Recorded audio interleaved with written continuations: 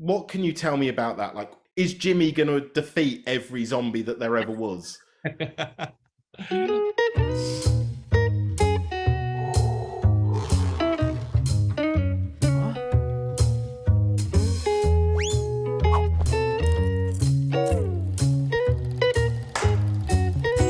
You know what's going to be good? I know we've just said how are you doing, but we're going to do it all over again. So this is seamless. This is acting at its finest.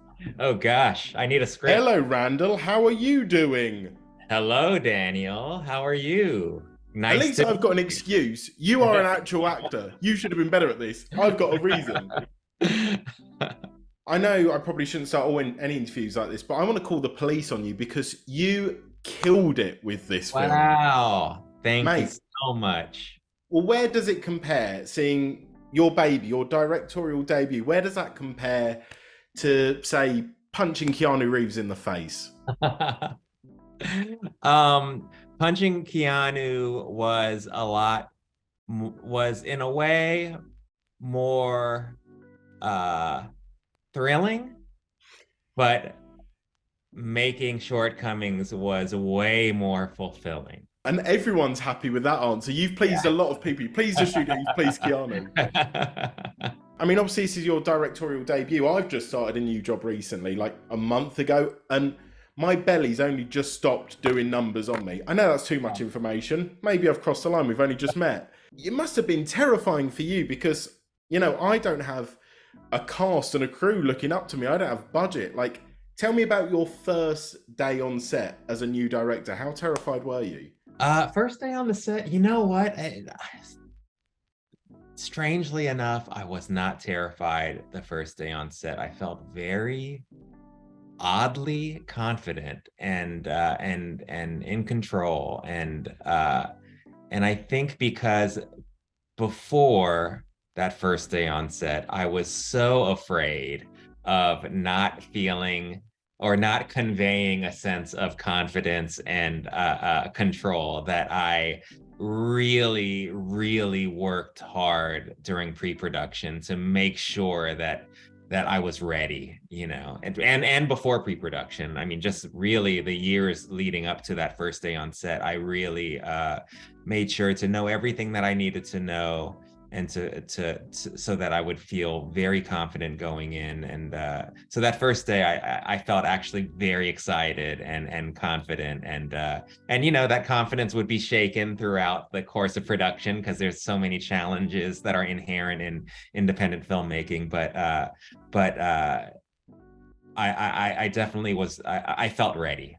Well, you sound quite like another director. I know there's another director who's quite confident, but I noticed a few traits and characteristics from your directing style that were quite similar to another director's, and that'd be John Krasinski. I know you Oh two yeah. share a lot in common. In fact, Yeah. I'd say identical, you could say. He's directed both A Quiet Place movies. Did he give you any insider tips for directing Shortcomings? And no, he didn't. I actually didn't. I didn't talk to him before directing Shortcomings, but I did work as an actor on his, I believe it was his directorial debut, which is a little film called The Hollers, and I do remember. That's the thing about being an actor who becomes a director is you work on so many different people's sets and you work with so many different directors, and you could really glean a lot from what you like and what doesn't feel as right for you as a director. So, but I do remember thinking during the hollers, wow, John is very in control, and he's very kind, he's very confident, and there is just a sense of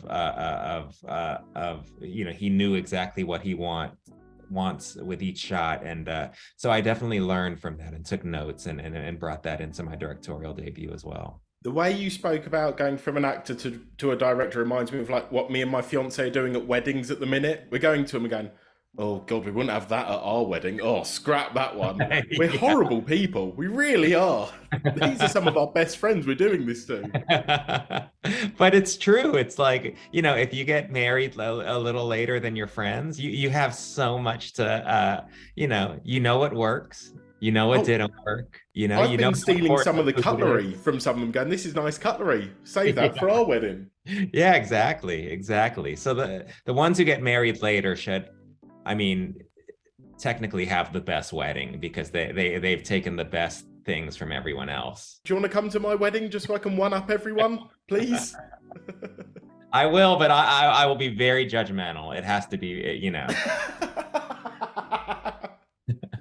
To be fair, I probably will as well. I'm left to plan it. It's not going well. I know you wanted to direct Shortcomings because you read the graphic novel and you sort of really related to the characters, which kind of made me a little sad because I kept thinking of that scene. You know where Ben's sat down and someone goes up and goes, "Is anyone sitting here?" And he looks all excited and someone takes a chair away from him. I thought, if that has happened to my boy Randall, I will find whoever did that.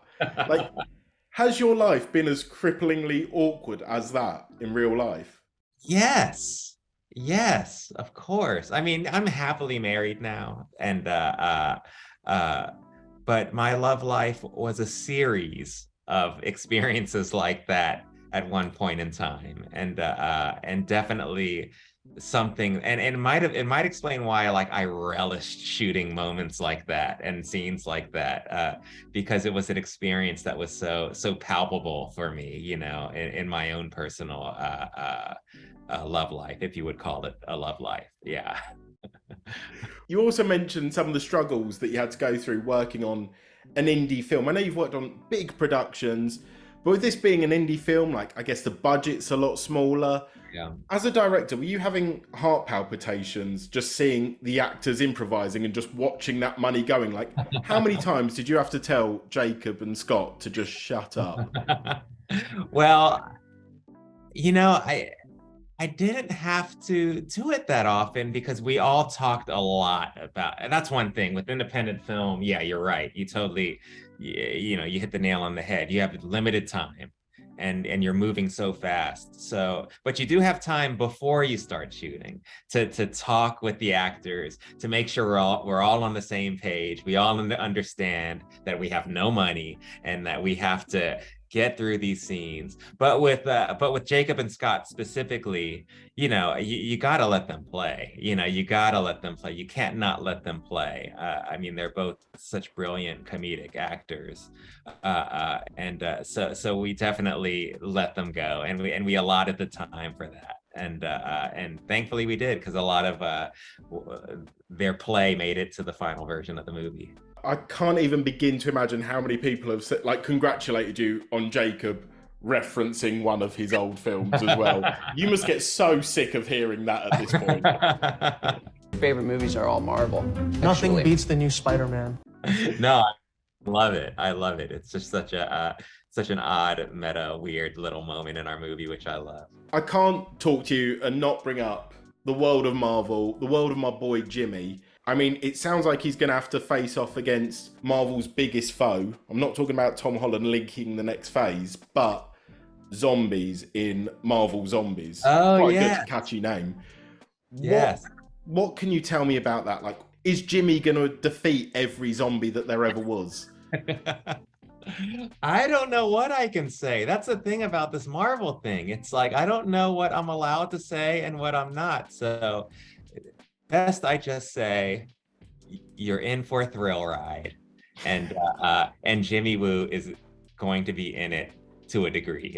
That's all I can say. What a scoop! Yeah, the degree in journalism really paid off there for me. That's right.